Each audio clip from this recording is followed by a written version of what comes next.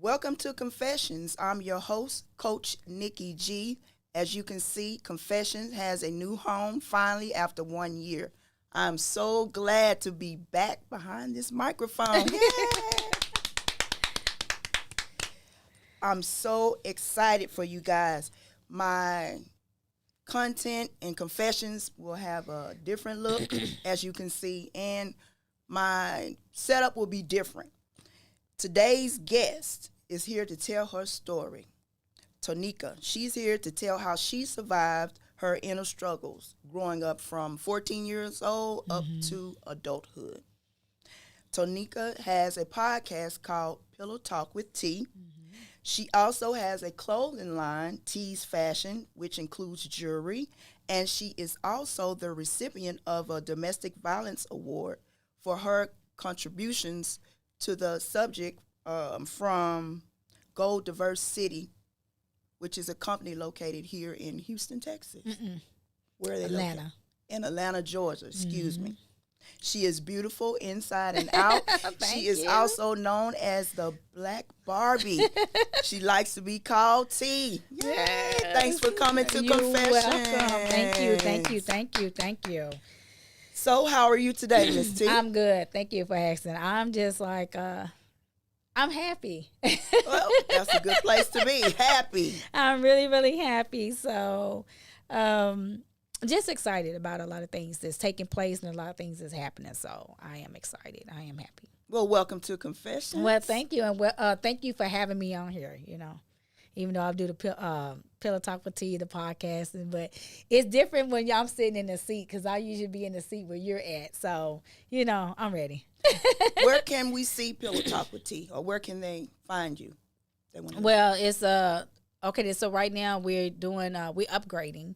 So one of my friends with me, he's teaching me to upgrade more, so we can hit far as YouTube and also on TikTok. And not only that, like I have another Facebook page in this Pillow Talk with T. So probably about the end of this month, everything should be uploading the way we want to. So I'm excited about that. You guys look her up, Pillow Talk with T. Yes. Now, let's get to these confessions. That's what we waiting on. So, T approached me and she said, Nikki, I want to tell my story. So, we're going to start from the beginning. What's your beginning? Well, I had my first child when I was 14 years old. So, that is the beginning. That's when I became motherhood. And didn't quite understand exactly what was going on having a child at 14, but my parents helped me out, and that was basically it. So at 14, I'll use myself for an example. At 14, I was still out riding my bicycle and playing with dogs, but you had a baby. Right. So what was going on inside of your home that you were out? Like, how does that happen? You know what? I really can't really explain exactly. Like, I just know good as well that just some things wasn't going right in my body. And then, I went to the doctor. See, back then you could go to the health department without your parents, So I went to the health department and I took a pregnancy test. They told me I was pregnant. And then from there, I came home, and first person I told was my dad that I was pregnant. It was a shock to everybody because I was one of them kids that was in the library. My mom took me to the library all the time. So I read books all the time. So I was pregnant. I gave birth to my daughter, China. And then after that, but I couldn't go to no proms or anything like that. Let's back up. I think it's important, or what I'm trying to get you to kind of elaborate on is, at 14, I just feel like that's too early to have sex. So I want people or young people that may be watching me in this moment to know that, I don't know, for some people it's peer pressure. Because at 14, what made you go out there and have sex? You know what, Nikki? That's a really, really good question. I'm going to be like everybody else.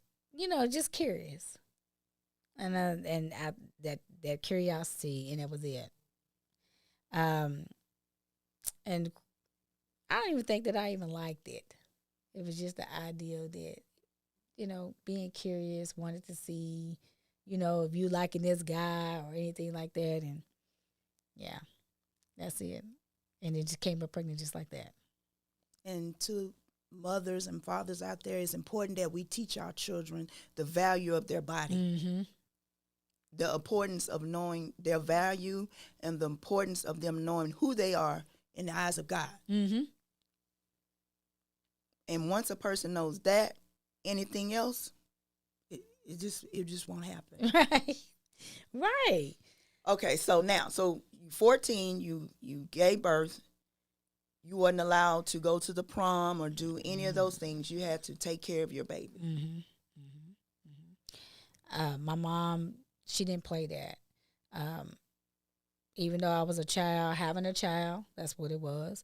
My mom let me know that she was not going to raise that baby. You're going to raise that baby. Mm-hmm. You're going to go to school, and you're going to come home and take care of the baby. And that's exactly what I done.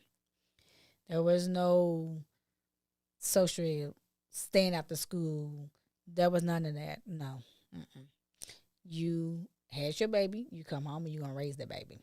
And so my kids never been in daycare. My child never went to daycare. My mom and my dad helped and kept the baby. How old is she now? China is 32 years old. Mm. 32 years old, girl. Yes. Okay, so what about China's dad? Okay, then. So at that time, by me being young, and we wasn't together, so and my mom and dad was like helping me, so I didn't care anything about that. To me, my daughter, she was so pretty. I hate to brag on her, but she was just so pretty. Like a mama. Yeah. Well, thank you. And she just looked like a baby doll. And at that time, I was like dressing her and, like a little doll. That motherhood never did kick in at that point in time. I'm like, okay, then, yeah, I got to feed her, this and that. But my mom really did help out. So thank you for my mom. Yes, thank God. But she was telling me and showing me the ropes of what to do and how to do it. Now, when it comes late at night, my mom didn't play that. She didn't have my child. I actually had my child. My mom only kept my daughter when I went to school, and that was it. Because she didn't believe in daycare. So you still went to school? Went to school, graduated, everything. Okay, so you told me you were married. I got married. Let's jump to what age was that? I got married when I was 17. So that is really young. It's very young. So someone had to sign for you to get married? My dad did. My dad, yeah. He was an older man, and I met him at church, and I thought that he was younger. He thought I was older, maybe because I had a child, but, and so with the age gap, but how I really old did was like, he was in his 30s. And you were 17. And I thought he was in his 20s. I thought he was 20. Matter of fact, that's how young he looked. Still look young to this day. He like 65 years old. Still look young. 65, 64, one of them. But I thought that he was just a young guy. Where did you meet? At church? At church. I seen him, and he, like I said, he thought I was older. Maybe because I had a baby, And I guess once he found out my age, he was shocked. He couldn't believe it. He didn't find out your age until you got ready to get married? Or how did that work? No, he found out my age, like, when I was talking to him and stuff like that. And he was like, you how old? He was really, really shocked about the situation. But, And how long did this relationship last? For years, for a long time. So I have 3 kids, so he's the father of my 2. And what age did you have them? Let me see.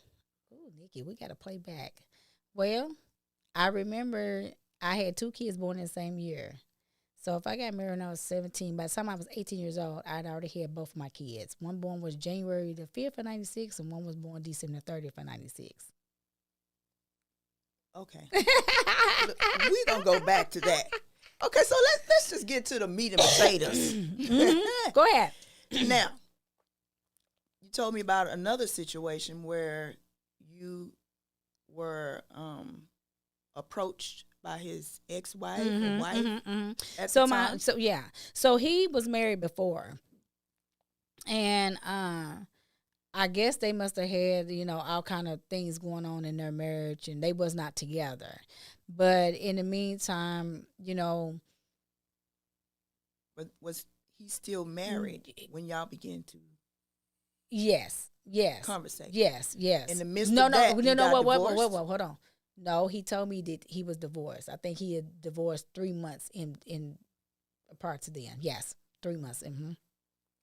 So they went together. They haven't been together, or either they was off and on. But however the situation is that I know when I was involved with him and I married, when I got married to him, they was not married at all. They was not together, even when I started talking to him.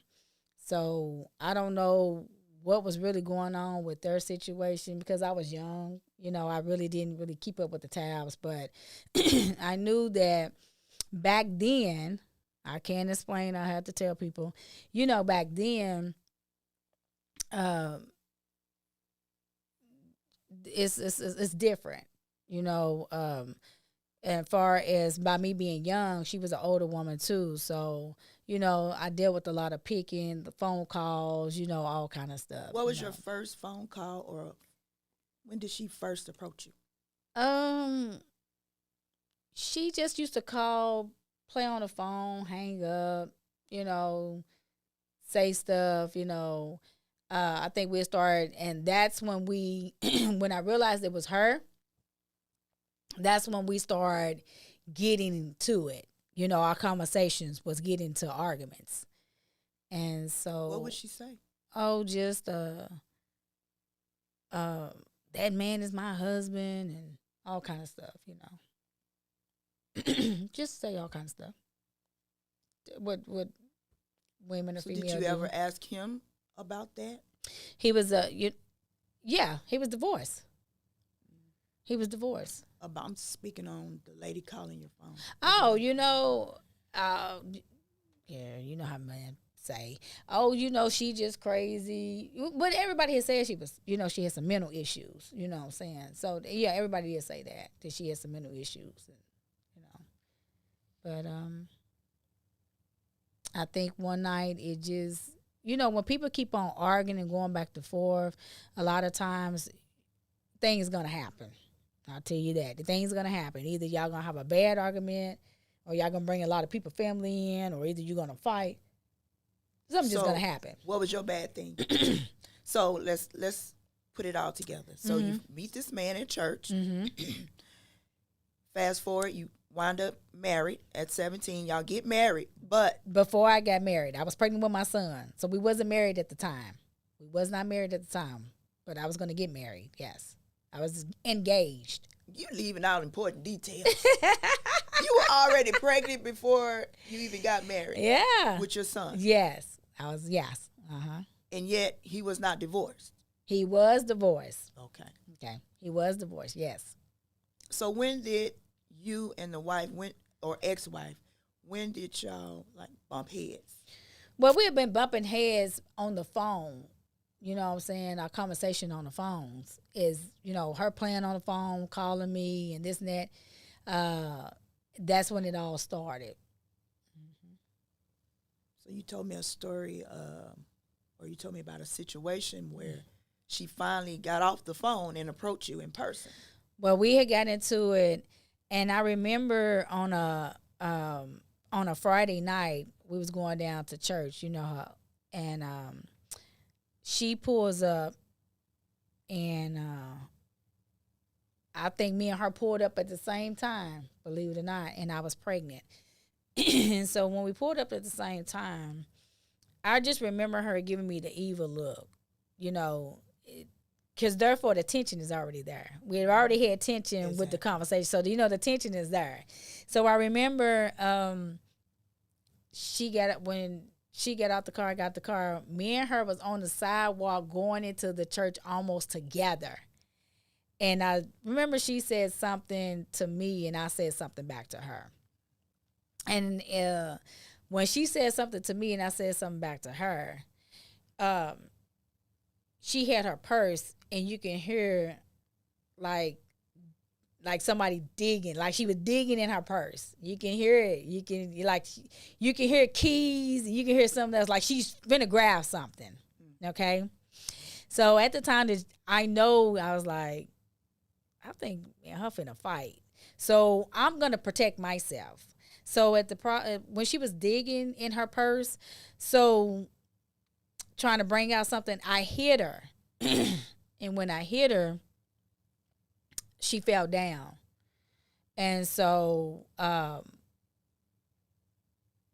yeah. So when I hit her, she fell. And so when she fell, I was getting on top of her, you know, because she still had the purse. And I was getting on top of her, and I was hitting her. And then I started feeling like my vision started going in and out. So it was like I can see, but I couldn't see, you know, the vision. And so I was trying to figure out, like, I can feel like the darkness. I can feel light. I can see like sort of light. Then they go back to dark, and still not knowing what's going on because my adrenaline is up so high, and I was on top of her at this point. So I remember that everybody was like, they fighting out, you know, they fighting, and people started trying to break us up. And so when they broke us up, she had this big butcher knife. The lady I was fighting had a big butcher knife, but she didn't get a chance to actually pull it out all the way, because when I hit her, then that's when she fell, but she still was holding on to her purse, and she still was holding on to the knife.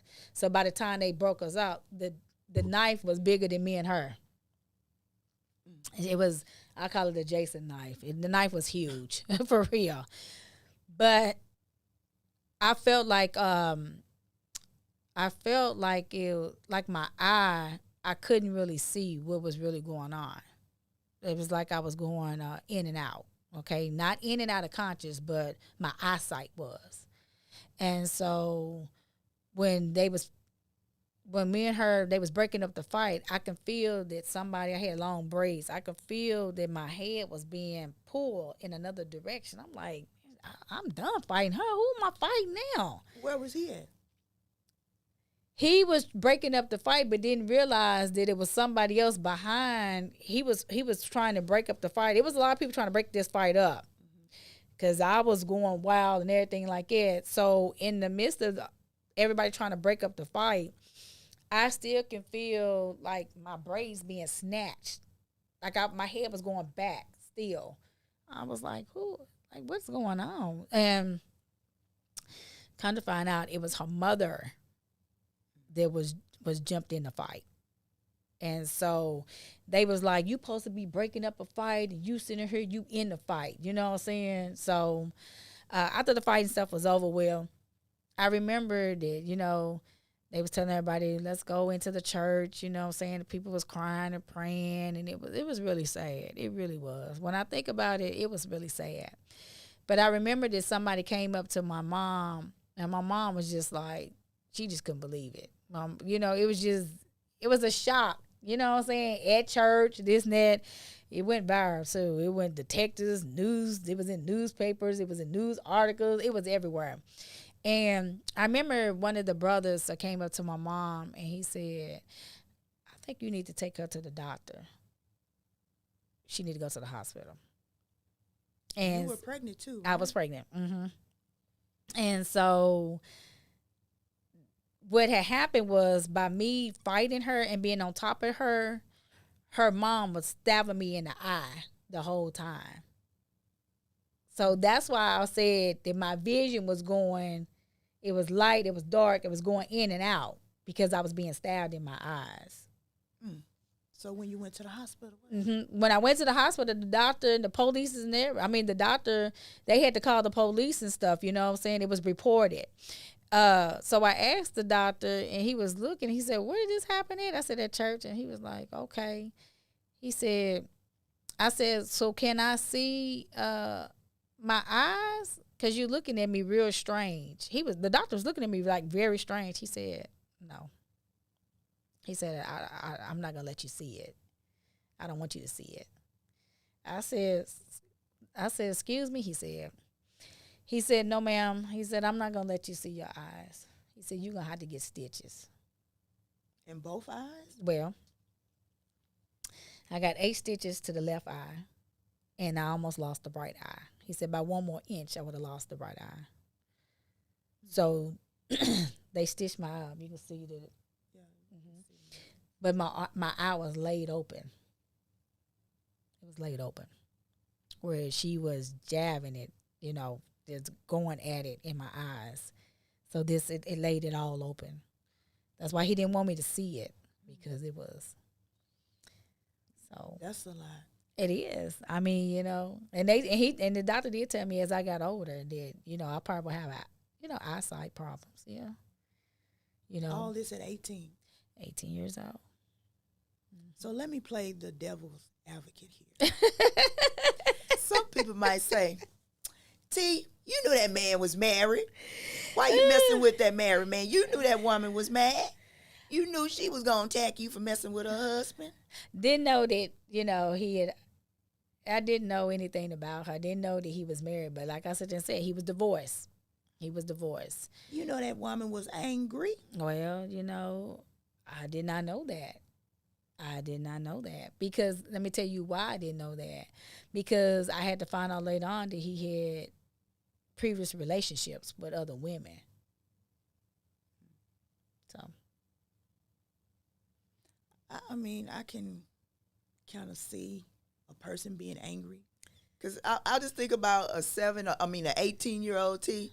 You're beautiful now, so I can only imagine back then. And then back then, that person had to be at least, you said the guy was like 30, so she had to be up in that range too. She was like probably, if I was 17 or 18, I think she was like 27 or 28 years old. Yeah. So after that incident, what happened between you and your husband?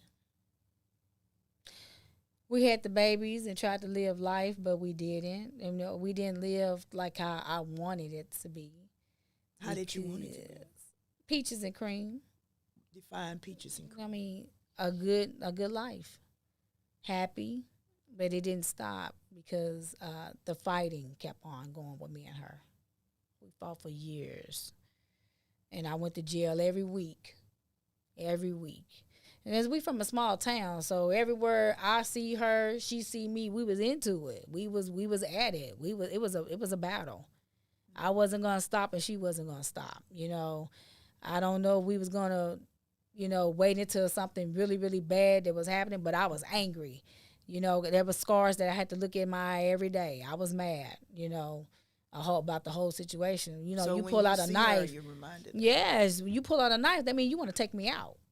Exactly. You want to do damage. You want to do, harm to me. Yeah. And the man was not your husband. Y'all had divorced and he had previous other kids and everything else. So, yeah, I was angry. I was angry for a long time. I call it my dark space, if anybody ever know what I'm talking about. I was, because I felt like, yeah, I was a child and I stepped into a grown woman situation. You understand what I'm saying? Yes. But I just felt like, he didn't ever say anything, with the situation. It was just terrible. It was the whole thing. It was just terrible. Sometimes you can be involved with somebody who have a lot of drama, toxic things going on in their life, and it will suck and pull you in, and you innocent. Exactly. So that's why I felt I had a lot of animosity towards him and towards everybody. I was mad. I looked at my scars every day, but then I had to thank Jesus that I was alive also, because 1 more inch to the right, I would have lost that eye. But to know, that my eyes and stuff was laid open and to look, it's all because of a man. It was serious to me. It really was. And so we went on for years. She'll see me, we'll get into it. She'll go down there and put a restraining order on me. They'll come, it used to be to the point where they'll come and arrest me. I'm like, man, I just got out of jail. I was like, what is it now? But she really tried to destroy me. What was your breaking point? Man, to move. What was the day that you decided, you know what? Enough is enough. Enough is enough. Oh, you know what was my breaking point is that I think the last time we was going to court, and believe it or not, so what they done was they calculated all the times I've been in jail, harassment, fighting. I mean, they calculated all that. And so the judge said, this time they didn't let me out of jail. They wouldn't let me. They wouldn't 10% my bond. They wouldn't do anything. I stayed in jail for a week. And he said, when I went to court, he said, you feel, he's like, Miss Partee, on this situation this time, he said, you either going to be found guilty or not guilty. How do you plead? I said, not guilty. He said, well, we're going to take this to trial. He said, and this time, when we take it to trial, you found guilty, you're doing 10 years. That was your wake up. Hey, that was it. I realized that I was on papers. I realized that I was in the system now, and that I know goodness well, any little thing I do, by you being in the system, it reforms all the way back to it. I can get in trouble for any little thing now, because now I was in the system. I was in the orange jumpsuit, and so I was looking at 10 years prison time, because they calculated and they put all our past history, they put everything together. So basically, they was looking at me as being a menace to society. In that moment, can you think back where your head was when the judge said you could get 10 years as you're standing there? I will never see my kids for 10 years. That was the breaking point. I knew good as well. I mean, I end up starting to take pain pills to ease the pain that was hurting inside, because I was really hurt. I was really upset. I was really mad because, it did not know why I was in this predicament, but I had to understand also this woman is saying that this man was her husband, and at that time, even though he was divorced, she still was holding on that I got a baby by him. She was still holding on to a lot of things, and for her to see, she a child, and he being with her and all that other kind of stuff, yeah. But I was just angry. I was angry towards him. I was angry towards the world, because I knew I was getting ready to face. I had 3 kids at this point, and then I was looking at 10 years behind a man. That's serious to me. And I was married to him. We all find ourselves in situations, and we, at some point, you will ask yourself, what am I doing? Yes. Yeah. What is going on here? Right. And my husband was really, really quiet. And you would think that, that by him being quiet, you would think that by her acting the way she was acting, that he was, they were still involved. But no, not at all. And, probably people be like, well, how did you know? Because she would have said it. She would have straight told me that. She did not. She just could not stand the fact that I guess she felt like rejection or either losing him or however, I wanted to destroy his life. And, she was calling even out here at his job, playing on the phone and stuff, hanging up, all kind of stuff. Did they have kids? They only had 1 child. Yeah. So I think at the breaking point that I had is when I realized that they was going to give me 10 years and the judge was not playing. I couldn't get no public defender. I had to actually get a lawyer. So we had to come up with some money to get a lawyer. I got a lawyer. And so when we got a lawyer, we did beat the situation, but my record was so bad. So I had moved to Louisville, Kentucky, I remember. And I remember going to school, and I remember getting a job that was a high-paying job back then. And so I got hired, and so the woman called me, and she tells me, she said, Miss Partee, she said, I gave you that job, she said, but we can't hire you because of your criminal background. And I said, criminal background? She said, have you ever looked at your criminal background? And I told her, no, ma'am, I didn't. She was a white woman. She said, your criminal background is so bad. She said, that's going to stop you from getting a job at a lot of places. She said, I can't even give you the job. So she had hired me, but once after my criminal background came back, they had to tell me that they couldn't give me the job. So she said, I'm going to send you your criminal background, baby. Honey, when she sent that criminal background, the envelope was this big. And when I opened it up, it was so many charges on me that they had to have tape and stapled it. I mean, they had tape and also stapled it down because my charges on my criminal background was this big up in there. And when I opened up and read it, it was, man, it was bad. Me not thinking when I'm going to jail every week, you're not thinking of that, of these charges and this and that. But what the judge did, now I understand why he was trying to give me 10 years, because why I was minister to society is for the simple fact that they took all the charges from all the years and calculated up and basically saying that I was a offender that kept on repeating itself. So let's fast forward. Apparently you went to court. You didn't do the time. Thank you, Jesus. Now, how was your home life with your husband? You said he was real quiet. It was real quiet. I was still mad.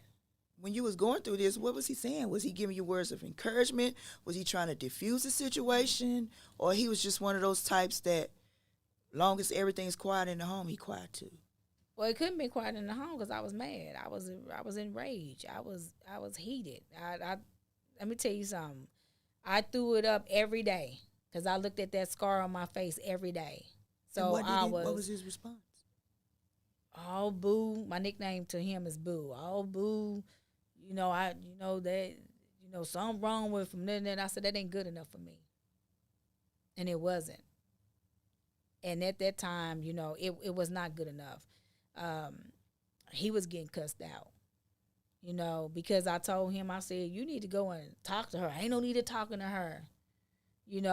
I just felt like, but she was more towards me. You know how women can be. Not mad at the man, but mad at the woman. That's how it goes. It's just how it is.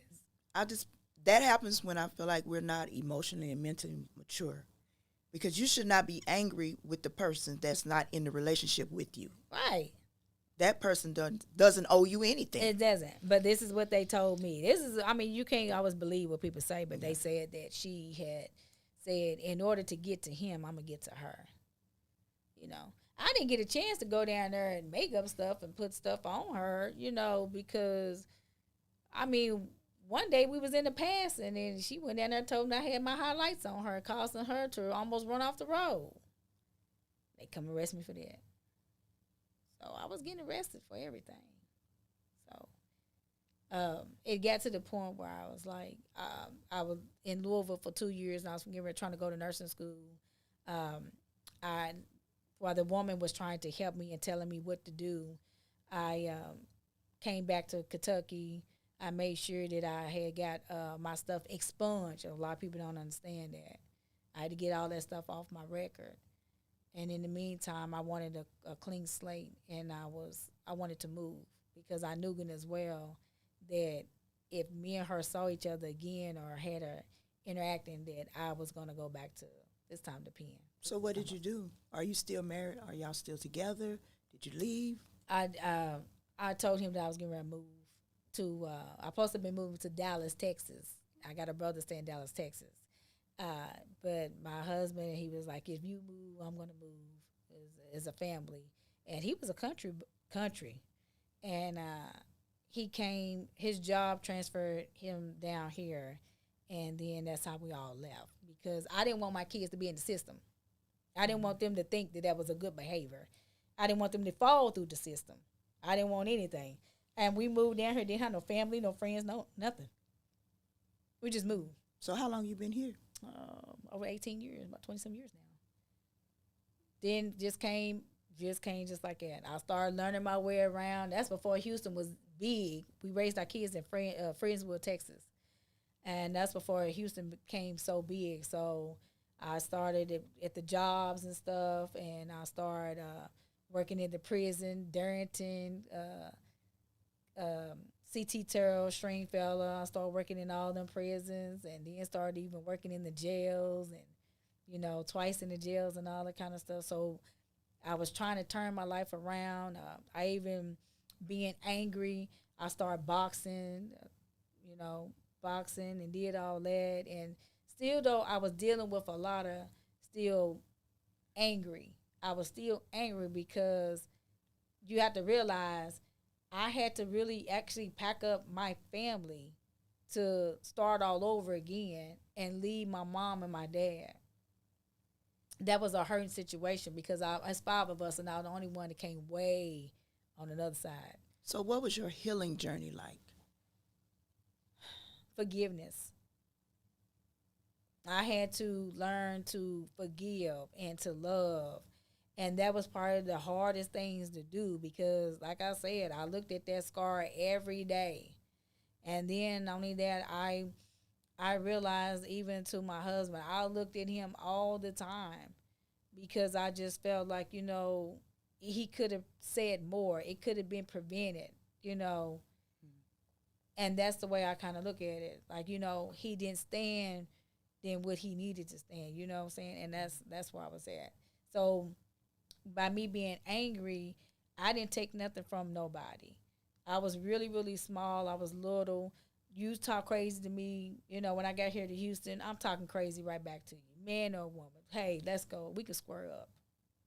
We can square up. We can do this. And that's where I was at. When did you release that anger? Or how did you? I started boxing. I took my anger out and I started boxing. Okay. And that's when and the woman that I had beat, she had been boxing for 5 years. I think by the time I got done with her, it was over. What was it about the boxing that helped you heal? I was releasing stress. I was releasing everything. I go in, my coach was very good. I would go in and just, be in the rings, boxing and hitting them bags and just everything. And she made a video on me too. She made a video of her with all these ropes and all this kind of stuff and talking about what she gonna do to me when she get in the ring. So my coach, he was like, "Do you want to respond to that?" I said, "No." He said, "I don't blame you." He said, "Take it to the ring." Take it to the ring. I kind of felt bad because every anger that I had in me, I took it out on her. She was my punching bag, But I learned to release a lot of stuff, not hold in a lot of things. And that's important as well. Yeah. I was releasing a lot of things. I'm sorry, when I think about it, that I took it out like that. And then I think also I had to learn, I was very feisty. And a lot of people told me that too. I wasn't backing down to anything. I didn't care if you was 6'8". You talk crazy, look, we can go. And that's where I was at. That's how angry I was. I didn't, my friends, my people tell you, I did not turn down anything. I'll fight you, men. I didn't care. At that point, I didn't care. Because I felt like, what else harm could it be done that I didn't already go through it? So now I want to talk about what I like to call the 3 R's of change. I like to call it Nikki G's 3 R's of change. In T's situation, she just sat here and basically did the things that I advise other people to do. The first R, reevaluate everything and everyone that is in your life. And you have to ask yourself, what is the purpose? Mm-hmm. The next R is kind of complicated because once you decipher the things that have no purpose in your life, you have to remove them. And sometimes that's not easy. Right. You have to remove anything or anyone that is not helping you evolve mentally, emotionally, or spiritually. Mm-hmm. That's important. Right. Because when you hold on to things that are toxic, things that are not helping you evolve, you will be stuck. Mm-hmm. The next R is refocus. Only on the things that will bring you peace into your life. Everything does not deserve your time and energy. So we have to prioritize things. Once you do that, that is where you will find your peace Right. and your happiness. That's so true. That's so true. And you did all of that. Yes. You removed yourself from Kentucky. Mm-hmm. You anything in your life with no purpose, you got rid of it. Mm-hmm. Yeah. And then you refocus on your children.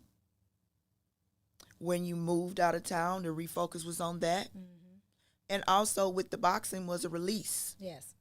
You told me you were on pills. You took pills. Yeah. But then you exchanged the pills for the boxing. I That's did. important. It really is. Some people never leave the pills alone. So it's important for you to find that space. Exactly. And I knew that's what that was. I was taking pills to cope from the pain inside.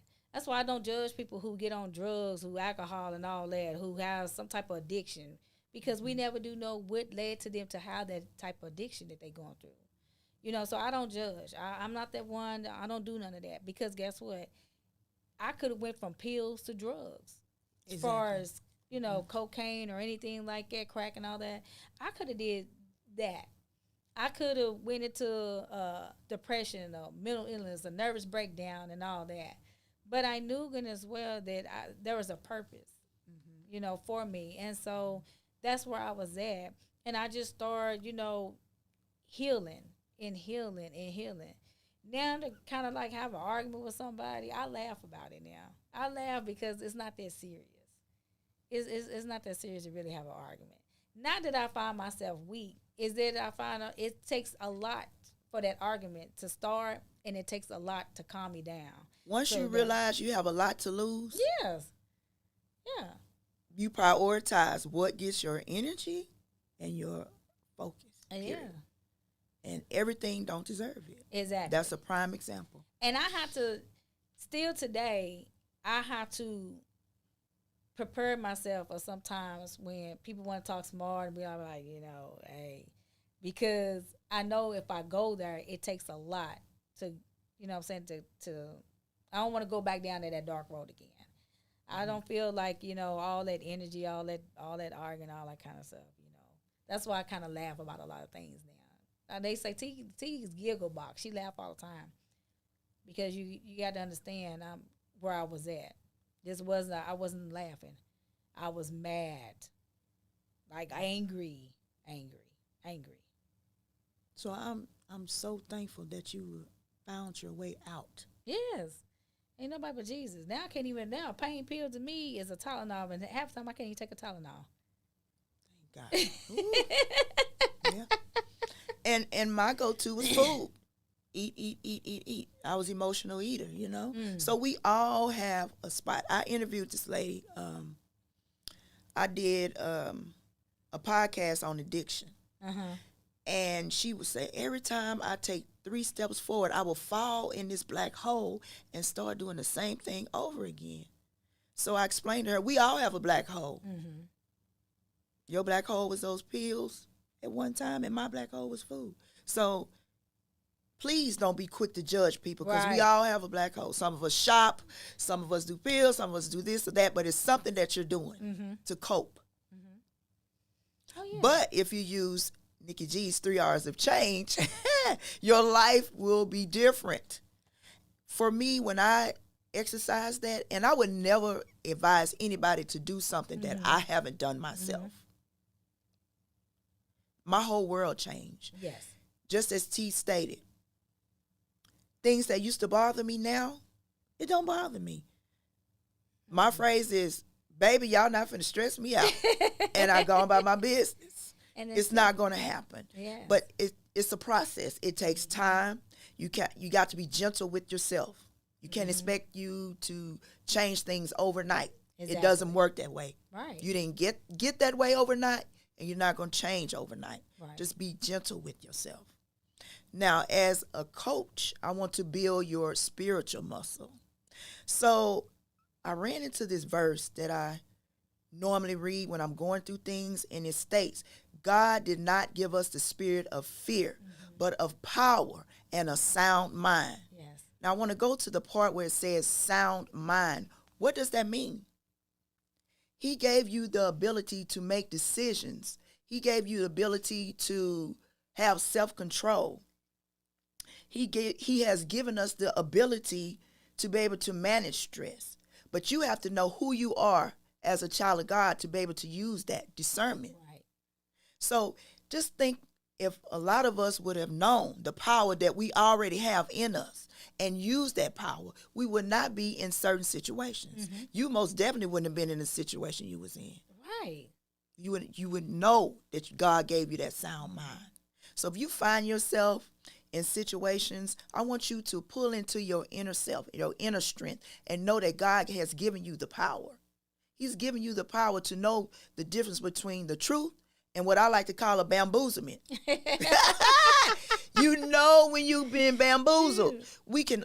Both of us can sit here and say, we know when been in a relationship and somebody's lying to us. Yes. God speaks to you. He tells you, no, no, no. But we say, yeah, yeah, yeah, because that's something that we wanting. Yeah. Yes. Yes. Yeah. That is so true. Yeah. So going forward, you guys, please use that verse. Or another one I like to use is, I can do all things through Christ that strengthens me. Yes. Now, some things, all things. So when you find yourself in that situation and you feel like you just can't do it, you can't leave, tap into your power of the sound mind. God didn't give you the spirit of fear. Mm-hmm. You have to make that sound decision to leave if that fits you. Yeah. I totally agree. Yeah. And now my life is, I think once after I learned how to love and forgive and, don't let a lot of the past no longer bother me, that's when I started getting a lot of my blessings. Yeah. Was able to go back to school, was able to get the jobs that I wanted. Then I did business as far as clothing line, jewelry. Now it's Pillow Talk with Tea, magazines. I did modeling. I did it all. So that's the blessing of everything, is to let it go. Because when you sit there and hold on to your past, it handicaps you. And so I forgave myself. That's first. And that's first. And I forgave even her and him and everything like that. And I'm just, by God's grace, I'm alive. Because it could have been worse. If you could speak to a 17-year-old person right now that may be in the same situation that you were in, mm-hmm. what would you say? As far as with the fighting and having the kids, or being with an older man, or all of the above? All of the above. Kids need to enjoy themselves. They need to enjoy the childhood life. Because when I was 17, and when I got married when I was 17, I was actually living a life of a 32-year-old woman. See, it made me be the age that my husband was. Mm-hmm. So I missed out on all the teens and all the 20s because I had to be grown. That was different. Enjoy life. Find your purpose. A lot of times we walk around and people don't find out. They don't know who they are. Know who you are. Know your purpose. It's important when you find yourself in a journey of healing, the first thing to do is to forgive yourself. Mm-hmm. The next thing is figure out what your purpose is, mm-hmm. and who you are, whatever age you are. Mm-hmm.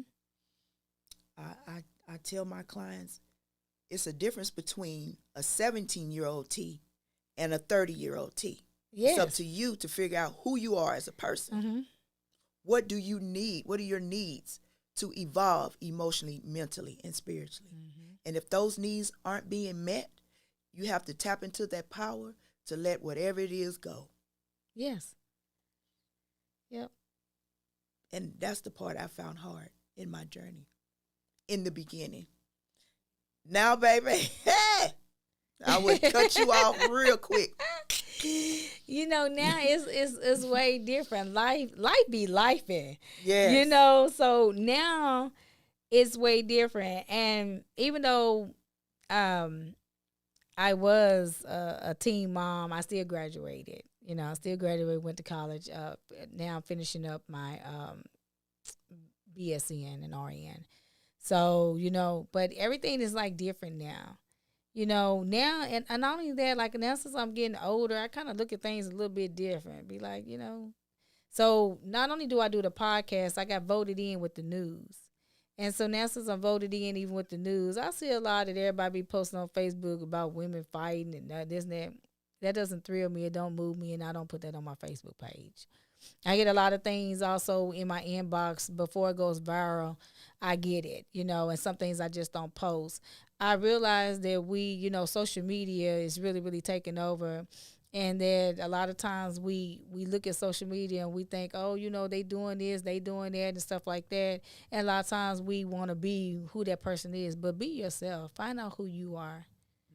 And that's where I'm at, you know. So that's why my Pillow Talk with T is very important to me, because I want the things, well, let's talk about the things that they say that whatever stays in the house, whatever goes on in the house stays in the house. I get that. But a lot of times our childhood life has affected our adulthood life. And therefore, I wanted that to stop also, because my childhood life it was okay. My parents and it was okay. But I can't fault them for me wanting to be grown. You understand what I'm saying? And my mom had a talk with me about a lot of things, and everything that she told me, it came true. You know, she didn't want me to get married, but I begged my dad. You know, she was upset about a lot of decisions that I was making, but I was, you know, I was a daddy's girl. And so my daddy was like, okay, if you're going to do that, make sure that you stay and go to school and graduate and this and that, you know. But now when I think about life itself, you know, I wouldn't tell nobody to, even if you thought about getting married, know who you are first. You know, enjoy the life, finding your purpose, finishing school, go to college, wait. These boys can wait. We can wait. It's no rush. Yeah. It's not. And so that's why I'm at a place in my life. I'm at peace. And that's a wonderful place to be. That is a wonderful place to be. No phone calls. No, I don't have to worry about the stress, the phone calls. I ain't got to worry about people telling me this. I do not have to worry about none of that. I'm at peace. I can go home and go to sleep and wake up and be like, thank you, Jesus. Nothing like having a peace of surrounding, a peace of mind. Mm-hmm. Even eating peacefully. Mm-hmm. You know, a lot of times I was in a fetal position. A lot of times I couldn't even eat. And I was just like, I can't do this. I didn't even want to be around people because I didn't like people either. I didn't. But now I thank God for everything I went through. You know, my story is also a testimony. And so I thank Jesus now and able to be a voice for some people. So that is the purpose of this podcast that I created, My Baby Confessions. I wanted a safe space for people to come on and tell their story of how they were in a black hole and how they got out of the hole in order to help someone that may be in their shoes. You know, I like to talk about the things a lot of us say we're going to sweep under the rug. But it's only so much sweeping under the rug you can do before that garbage start to come out on the other side. And I want to help people prepare for the come out. Right. You know, we need these muscles, your mental muscle, your emotional muscle, and your spiritual muscle. You need those to be prepared for the fight. Yes.